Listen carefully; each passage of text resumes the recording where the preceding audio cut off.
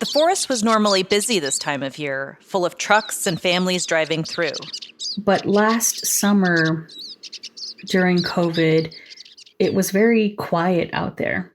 This is Sophina Calderon. Hi, she is Sophina Calderon yinishe. Ki ani nashle do lugatane bashichin. Ashihen tashe do trabaha tashnale.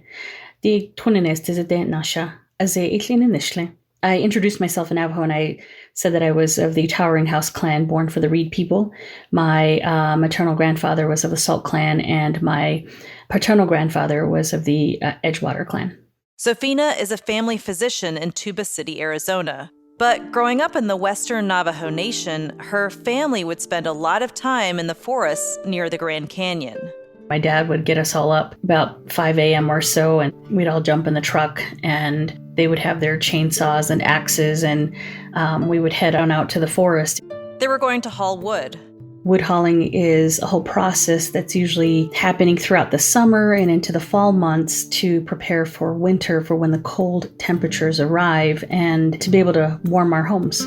Sophina says roughly 30% of the homes on the Navajo Nation do not have electricity or propane heat. Many of these families rely on fuel wood to heat their homes. Many citizens of the Navajo Nation, the Diné, buy their firewood at gas stations or a local store. But some families like Sophina's still get permits and collect wood in the public forests. And it's part of what I remember as a kid, just running around through the forest and even as little as I was, getting a sense of feeling important and a part of the team. Sophina's dad used to lead these trips. Now it's the job of her younger brother, Ames, and it's Sophina's job to pack a lunch for everyone. Because my family knows it's my favorite thing to do, so I always sort of by default end up being the person that brings lunch. Before the pandemic, Sophina and her family would see a lot of people out in the forests collecting wood for the winter. But not on that day. During one of our picnic breaks when we were chatting, my brother said, did you notice how all the trucks that are usually driving back and forth out here aren't out here? Many tribes in the Four Corners region had some of the highest COVID infection rates in the United States at the start of the pandemic. The Diné were no exception. Lockdowns and curfews prevented a lot of families from collecting firewood during the spring of 2020. But by the time some of these restrictions eased, many had not returned to the forest. It dawned on Sophina that many people who would have been there that day had been lost to COVID, and the loss of a wood hauler in the family was no small thing. The wood hauler in the family is typically a leader in the family. It's typically the person who manages the labor around your whole household. So if you lose that person, it's a loss of a lot of things. So to hear families losing all these people, it sort of gives you a visual of that household must be really broken right now. Sophina is a physician. She's no stranger to how dangerous COVID could be. But that afternoon, sitting in a quiet forest, she felt the weight of the pandemic in a new way. And so we just sort of got this sort of gloomy sense of, what are we going to do? What are those families going to do? Where is the help going to come from?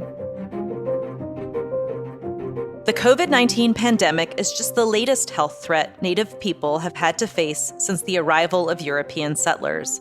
Programs of extermination, termination, and assimilation or neglect have harmed the health and well-being of Indigenous people since the founding of the United States. In the years leading up to the pandemic, I had the opportunity to care for patients part-time at several Indian Health Service and tribal facilities around the United States. I worked at Gallup Indian Medical Center in Gallup, New Mexico, the White River Indian Hospital in White River, Arizona, and Pleasant Point Health Center in Sapaic, Maine. The stories I heard from physicians, patients, and community leaders during those months inspired the reporting and stories we'll be sharing this season. During my time serving these communities, one theme came up over and over again: resilience. In this season of American Diagnosis, we're going to share stories of Indigenous people like Dr. Sophina Calderon, who are taking action to protect the health and well-being of their communities in the face of incredible odds, and will ask hard questions about why Native people are confronting so many challenges to their health. In this first episode, we're going to look at why the Diné were so vulnerable to coronavirus And because of all this red tape, because of all this things that happened in the past, the court cases, the laws, all of the politics, has sort of tied our hands behind our backs in order to really provide for our communities. And how they came together as a community to fight COVID. We always see this term in our language, that wajit ego concept, meaning it's up to you. I'm Dr. Celine Gounder, and this is American Diagnosis Season 4, Resilience.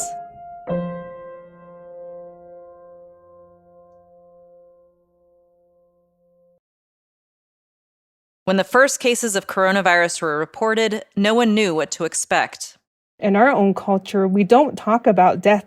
And I think that's one thing that I clearly remember talking to some elders about. It's going to come. We just don't know when. This is Dr. Jill Jim. I will introduce myself in Navajo. So, she look on the Shantachini Bashashin, Shane Dashacheto, Islana Dashanala. Adona disande aisina sha what astanisha. So just a little bit of English. I am of the Reed People clan and born for the Red Streak Running into Water clan, and I'm originally from Navajo Mountain, Utah. Jill is also executive director of the Department of Health for the Navajo Nation. She's been overseeing the tribe's emergency response to COVID-19, or as they say in Navajo, the Kosansagi Nast Eitz Ada, meaning the big flu in 2019. The first COVID case was reported in Kayenta, Arizona in March 2020. The Navajo Nation acted swiftly. They locked down the entire town. Public health nurses were going into the community to all their homes. They were providing food and medication to them. But still, by the time we tried to make that sort of like a small bubble, I think some of those people that went into that community right before began spreading in neighboring communities, and it's continued to spread.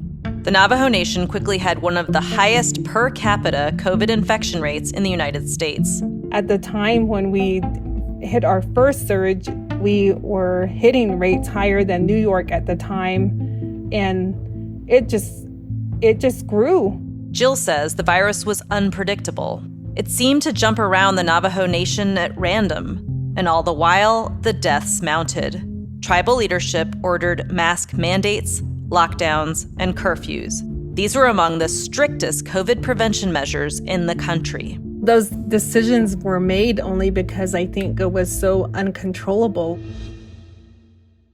Many deaths during the first surge in 2020 were connected to high levels of pre-existing and chronic conditions on the Navajo Nation. Things like obesity, diabetes, high blood pressure, and heart disease. And of course, what we deal with the most is just the low socioeconomic status that we deal with here.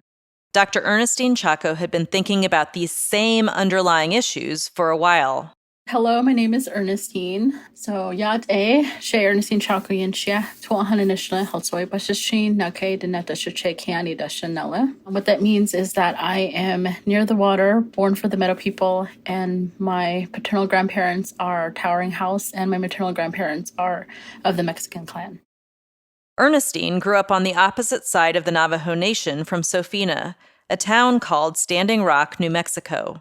There was probably no traffic light there. Growing up in Standing Rock, Ernestine's family didn't have a lot of things many Americans take for granted. So it's very, very kind of tough living, but I think that part of tough living is why I'm so determined and why I can push through a lot of barriers today.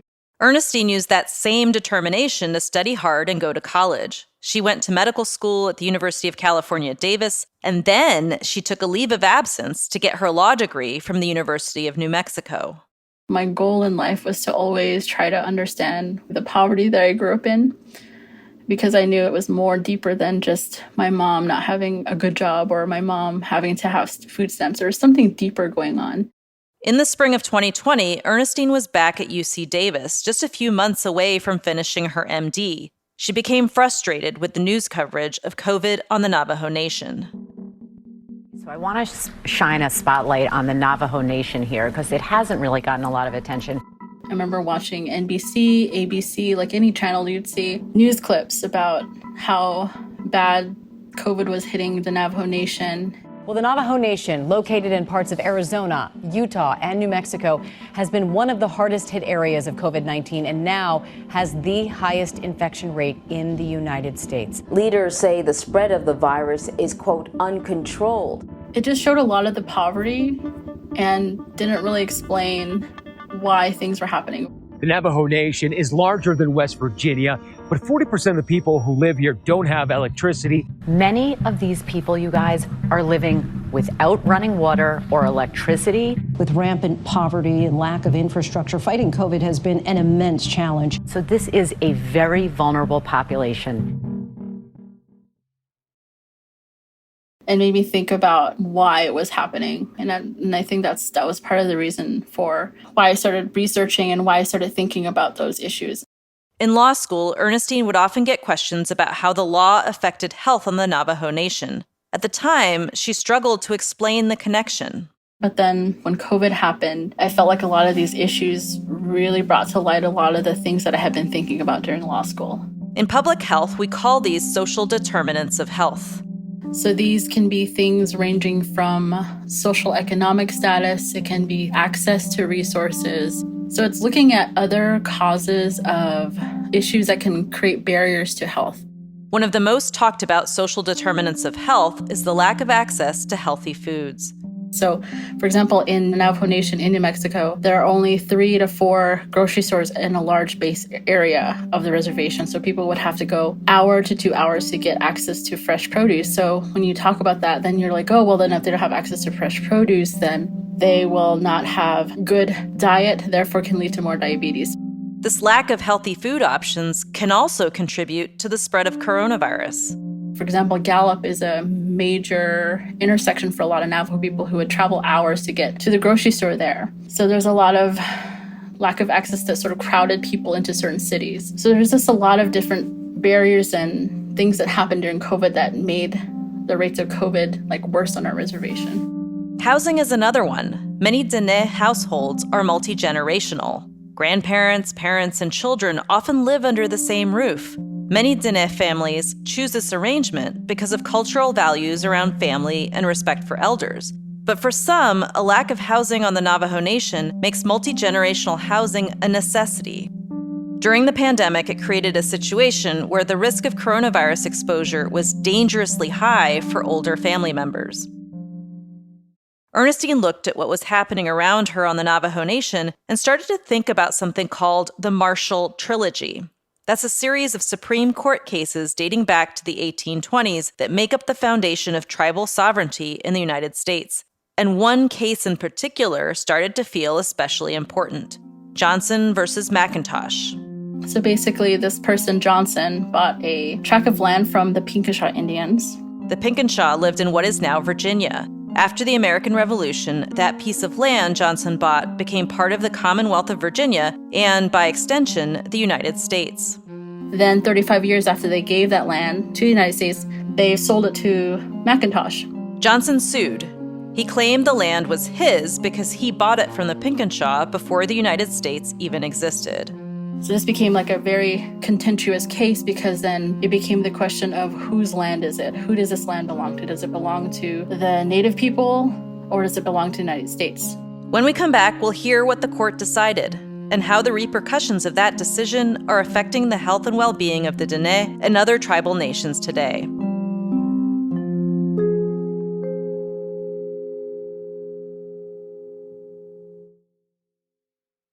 The U.S. Supreme Court decided that the land belonged to the United States. The Pinkeshaw did not have the right to sell the land. Instead, the court came up with something strange, something that has had a huge impact on Indigenous people ever since: the right to occupy, but not own, the land.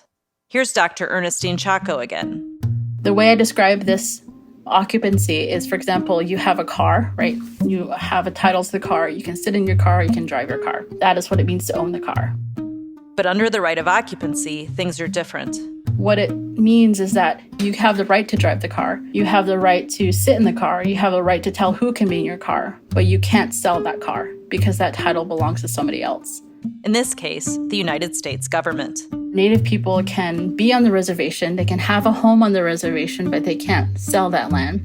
And so a lot of people will live in multi-generational homes instead of trying to build homes, because, we do have all this space, but there's a lot of barriers to access it. And so some people, it takes 10 to 15 years just to get through this, to break ground. And some people don't even get that far because there's too much red tape. Laws and court decisions governing Indigenous peoples' right to occupy, own, or lease tribal land are notoriously complicated. They differ widely across the United States, and we won't dive into them here. The thing to keep in mind, though, is that these decisions don't just determine who gets to live somewhere. They shape the world we live in. These decisions from hundreds of years ago have the power to impact our health today. It's very hard to talk about this to non-Native people about how they're like, oh, it happened in the past, it's gone, it's done. Not realizing that a lot of these Supreme Court cases still affect us today. Like I said, this whole concept of not being able to own our land still is today. Having the federal government oversee all our actions still happens today. It affects how we can do our healthcare for our people. It affects every single aspect of our lives. Like, we are a sovereign nation. We should have the ability to make our own laws. We should have the ability to do what we need to protect our people. And because of all this red tape, because of all this things that happened in the past, the court cases, the laws, all of the politics, has sort of tied our hands behind our backs in order to really protect our citizens, basically.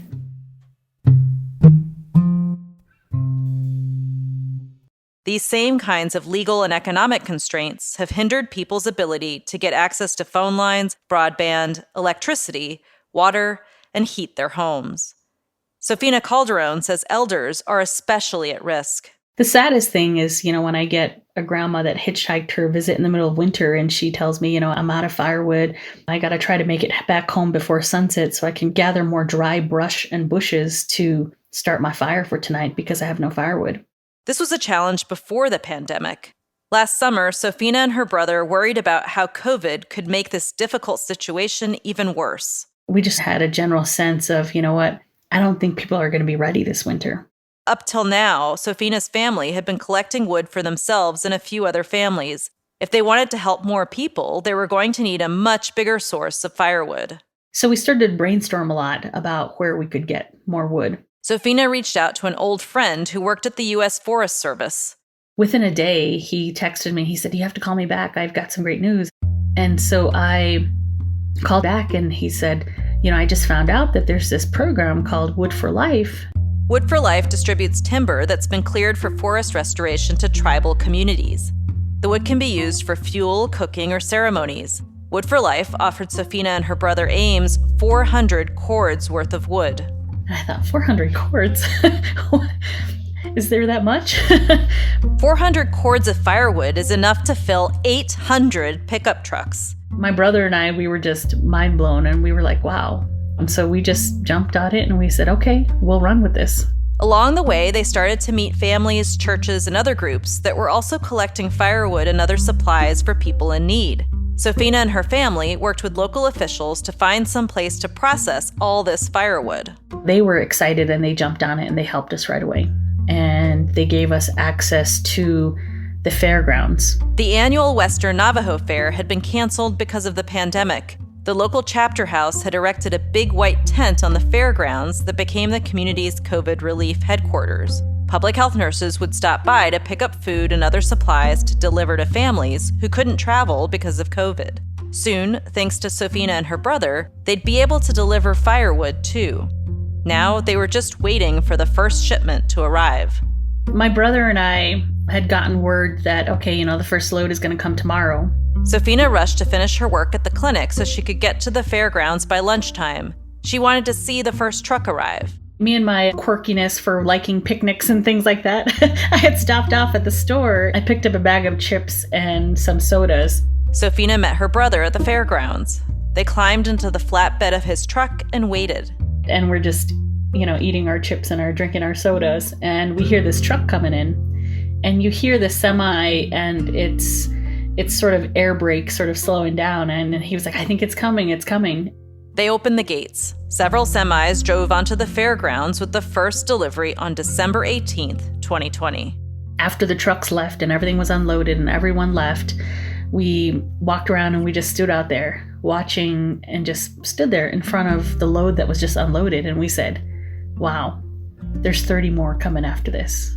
This is the beginning. And we stood there and just sort of just stared at the wood and thought, after all these years of hauling firewood, trip after trip, one truck at a time, it was all great and it was fun, but we just needed access to jumpstart something bigger and to help the community in a bigger way. And we just thought to ourselves, we're going to help a lot of people.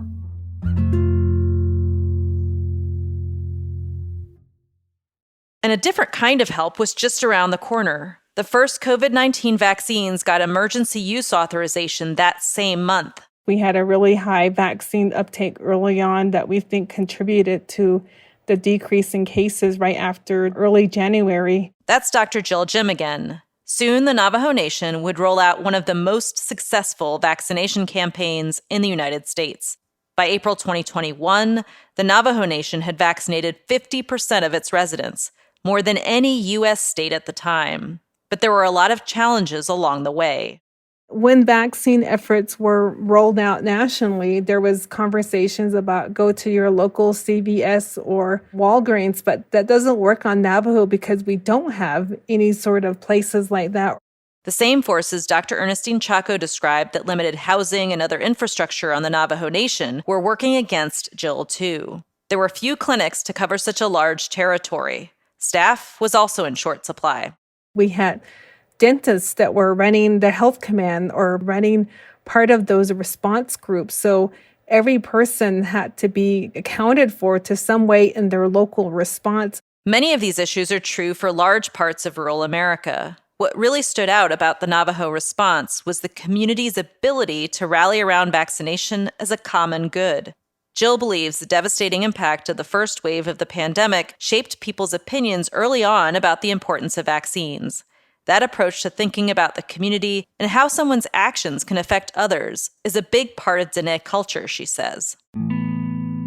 We have those upbringings and teachings about motivating people to have hope and also to be responsible for your own actions, and that's really up to you. And we always see this term in our language, that awajit ego concept, meaning it's up to you. And I think with COVID, it was more like it's up to you to mask up. It's up to you to not travel. You make those decisions. And if you make the wrong decision, it could impact yourself, others that have underlying health conditions, and the elderly. The threat of losing these older members of the tribe has repercussions outside of a family tragedy. It could mean the loss of cultural knowledge passed on for generations. It's something that we're going to deal with as a tribe, and I hope after this that we're able to come together and realize that our cultural teachings and our values still have to be carried on, especially our language. Public health communication about vaccines was done in Navajo alongside other languages spoken on the nation. The winner of Miss Navajo Nation, a pageant that celebrates Diné culture, became a trusted messenger for vaccines and public health information. I think a law also had to deal with our ability to govern ourselves. The Navajo Nation's response to COVID was much more robust than surrounding states. Mask mandates, curfews, and strict limits on social gatherings helped get the pandemic under control before vaccines were available. Minimizing movement with what we can so that people can shelter in place, and then offering vaccines at the time I think was highly effective. But like in many communities, vaccination rates on the Navajo Nation have stalled. At this recording, about 60% of the total population living on Navajo is fully vaccinated, just under the U.S. national average. Beyond the Navajo Nation, vaccination remains relatively low for Indigenous peoples compared to other groups in the United States. According to the CDC, American Indians and Alaska Natives are the group with the highest per capita death rate from COVID-19. These challenges have only gotten greater with the emergence of Omicron. Jill hopes the sense of community and duty to protect one another will hold strong this winter. When they go out into the neighboring communities, they wear their mask.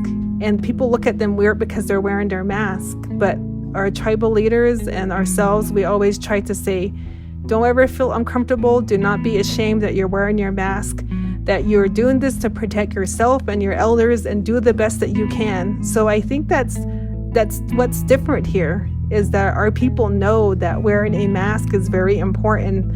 And I just hope everyone could get on board with that as well.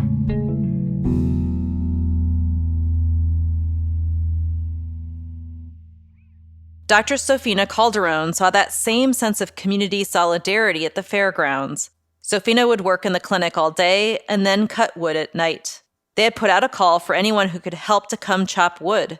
One man caught her attention. And I kind of thought, I wonder what his story is. He comes every day, and sometimes he brings his family. His wife will sit at a splitting machine sometimes, and his kids would come and chop manually with an axe. Sophina walked up to him one day to thank him for all the work he'd been doing. He was a quiet guy, and then finally he said, "You know why I'm here?" I said, "Why?" And he said, I'm here because of you." He said, "I don't know if you remember me. Last year, I came to your office and I saw you in clinic." And he said, "I saw so many doctors and no one could figure out. I'd been to the ER all these times and no one could figure out what was wrong with me. And I came and I saw you one time," he said. "And I was frustrated by that time because no one could figure out what was wrong with me." He said, "You saw me, you heard my story, you asked me a lot of stuff, you listened to me, and you had me set up to see a surgeon right away the next day. And that's when they diagnosed my colon cancer." And his son was there that day. And so he pointed to his son and he said, "I'm here for my son and I'm here because of you." So he said, "I told my family, we're going to come out here and help her." Looking around the fairgrounds, Sophina started to see the thread running through all the people there. His oncologist was out there sawing firewood next to him. The surgeon was across the way in the next wood pile. And it was awesome. It was just to sort of, I stopped one time and just stood there and thought, like, wow, like all these people are out here. And the way these people are connected is really cool.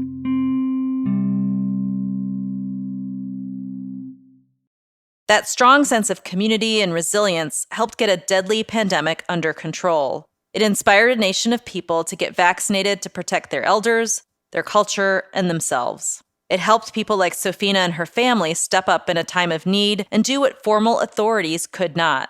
A lot of people celebrate it, and we've gotten awards for it and things like that, which is all great, and it brings all this hope and this pride to the community for the work that we do. But at the same time, I had to kind of stop and think,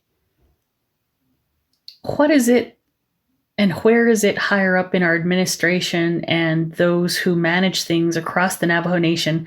Where is it that we're lacking, that individual families need to, out of their own pockets and out of their own good hearts, have to do so much work for people that need all this help?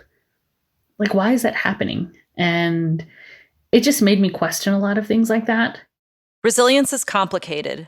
Many people I spoke with during the reporting of this season said they saw it as an intrinsic part of what it means to be an Indigenous person in the United States. It's an admirable quality, but it can also be a burden. Too often, the Diné and other tribal nations are asked to be resilient when others are not. Over the course of this season, we're going to be sharing stories that celebrate the resilience of Indigenous people, but always with a critical eye towards the root causes that force people to find innovative solutions to the public health challenges in their communities over and over again. When we last spoke with Sophina, she hadn't had a chance to get out into the forest yet. But the family has done a couple of wood hauls already without me. I had to put somebody else in charge of making the picnic. It's an important job. Everyone's got to eat, and no one else. Not the men don't really think about putting a picnic together. So, the pandemic brought a lot of attention to the health disparities and public health issues on the Navajo Nation. But despite the headlines and accolades, many of these challenges persist today. Sophina's family isn't deterred, though. They're going to continue to do whatever they can. My brothers and my dad, they're always like, well, if you can operate and run that chainsaw and carry that wood on your own back, and you can do that physically, that's a blessing to yourself. And if you can help other people that need help because you're physically able to do that, then that's what we're going to do.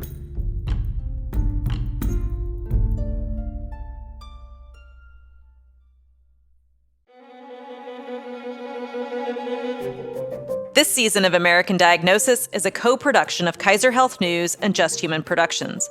Additional support provided by the Burroughs Wellcome Fund and Open Society Foundations. This episode of American Diagnosis was produced by Zach Dyer and me. We're funded in part by listeners like you. We're powered and distributed by Simplecast. Our editorial advisory board includes Jordan Bennett-Begay, Alistair Betsoy, and Brian Pollard. Tanya English is our managing editor.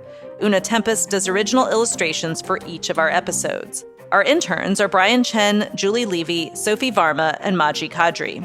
Our theme music is by Alan Vest. Additional music from the Blue Dot Sessions. If you enjoy the show, please tell a friend about it today. And if you haven't already done so, leave us a review on Apple Podcasts. It helps more people find out about the show. If you're enjoying this show, here's another podcast you might like.